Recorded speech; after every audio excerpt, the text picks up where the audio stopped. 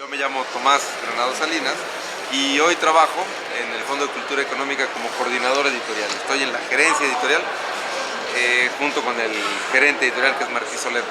Es un trabajo reciente, de menos de medio año, porque los últimos 13 años, 12 años, publiqué un suplemento literario, un suplemento de crítica bibliográfica. Yo creo que es el único que hubo en México en ese periodo. Hubo un par de proyectos semejantes que duraron aún menos que nosotros, que pudimos subsistir 12 años. Y fuimos víctimas en 2009 de la crisis mundial. Eso llevó a la editorial, la libraria, a prácticamente cerrar, lo cual muestra, simplemente como ejemplo, uno de los, creo que, características de las editoriales independientes, que es la extrema fragilidad. Bueno, en estos 12 años también Libraria publicó, la colección ha publicado, quiero creer que seguirá publicando en coedición con el fondo, la colección Libros sobre Libros, y una colección también afín que se llama Gestión Cultural, que son materiales de reflexión y materiales prácticos sobre la relación entre la economía y la cultura, entre las actividades, por ejemplo, de marketing aplicado, el marketing concebido en beneficio de la actividad cultural, no como vencedor de la actividad cultural, ¿no? Hemos procurado desde Libraria también ofrecer herramientas prácticas a la industria del libro en México. Yo dirigí la revista de la Cámara del Libro, Libros de México. La tuve que dejar al entrar al fondo, ¿no? Una de las condiciones, digamos, fue pues no tener que era natural, habría posibilidades de conflictos de interés, ¿no? Pero muestra otra de los problemas, ya no solo de las editoriales independientes, sino de la industria mexicana. No existía una publicación que suscitara el debate, el intercambio de ideas en el gremio, ¿no? ¿Qué te llevó a emprender ese proceso, ese proyecto de Libraria, en lugar de decir, no, pues yo me voy a buscar un empleo? Yo creo que, random, yo te puedo asegurar que es algo que muchos editores independientes deben responder, que no encontraban, imaginaban un producto que les hubiera gustado leer, ¿no? Entonces, hay en México suplementos culturales, por ejemplo, ¿no? Pero no había ninguno que solo hablara de libros, siempre eran una suerte de apéndice. Nosotros siempre quisimos, y esa fue una línea duradera, nosotros hablábamos del libro, no del autor. Contrario también a la frivolización de los medios, ¿no? Que de pronto la entrevista un poquito endiosa, es necesario que endiose, ni siquiera son entrevistas incisivas que ponen en duda al autor o que le hacen ver un aspecto. Es un autobombo. Muchas veces se quedan en el autobombo, no digo que siempre, pero a menudo. Entonces, esa era una concepción esencial. El autor, muy bien, mucho gusto, pero usted ya cumplió, ¿no? Quedó de usted ese libro. Y libros sobre libros. Y bueno, y libros sobre libros. Yo estudié una maestría, aquí hubo en México un proyecto, una maestría en edición. Hubo en Guadalajara, hace 15 años. Hubo solo 2 generaciones. Yo soy alumno de la segunda. Empezó en Guadalajara porque la patrocinó la Universidad de Guadalajara, la misma que hace la feria. La hizo aquí, con gente sobre todo de Guadalajara, de ciudades cercanas. Pero se quedó claro que el segundo año no podían hacerla más que en la Ciudad de México. Entonces la segunda generación fue de alumnos de la Ciudad de México. Yo fui uno de esos alumnos. Y ahí también quedó claro esta ausencia de información, de textos reflexivos. Todo estaba muy disperso. Es decir, sí existía. Y entonces poco a poco maduró la idea de proponer algo más integral, más acotado, más y muy técnico, que de pronto también ese era un aspecto que a mí me parecía importante. ¿Y crees que hay una, digamos que también responde a una necesidad de profesionalizar un poco estos oficios y de fortalecer al sector con herramientas consistentes? La preocupación primera eran los libreros. Por eso tenemos 4 libros, 4 de los 15 son para libreros. En México al menos, y supongo que en otros países igual, es más frágil la cadena de librerías, las redes de librerías, que las de editores, ¿no? Y es un problema con una mayor repercusión. Si no hay librerías, los pocos editores que subsisten la tienen más difícil. Si pudiéramos dinamitar o hacer explotar la red de librerías, nos iría mejor a todo, a la sociedad, a los editores extranjeros.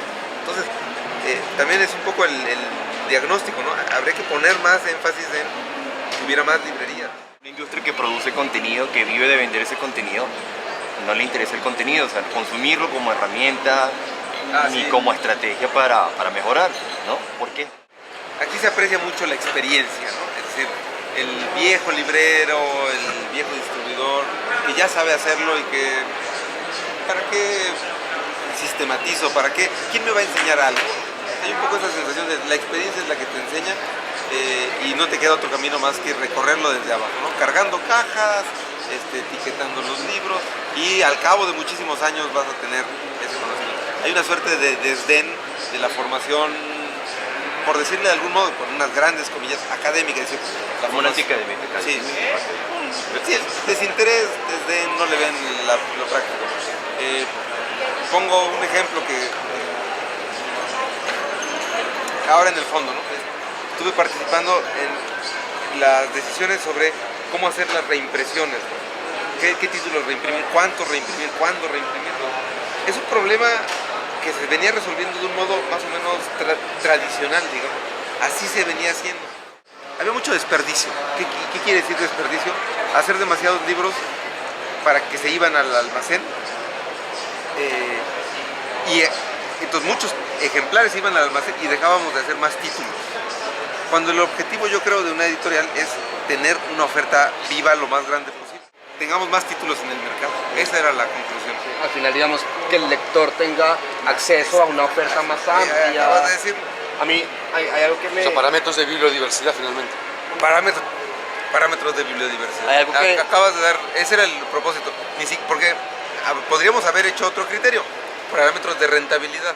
Uno de los temas a los que queremos darles vueltas es el tema de intercambios entre América Latina y España, pero también dentro de América Latina. ¿Cómo hacer que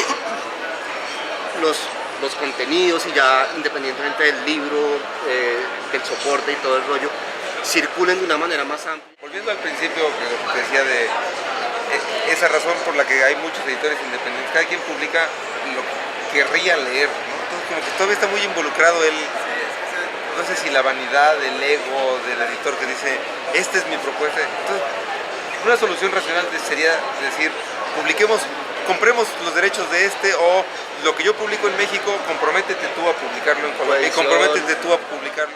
Como que todavía cada quien está en el proceso de autoafirmación antes que de compartir. Ahora, la única salida son o print on demand o compartir, Coeditar. coeditar y comprar los derechos colectivamente. Dudo que haya muchas coincidencias de nicho, digamos, ¿no? ¿Cómo ves tú las oportunidades, los desafíos, e incluso si lo queremos poner también desde un punto de vista negativo, la amenaza de De los, la edición de los digital. entornos, los contenidos digitales?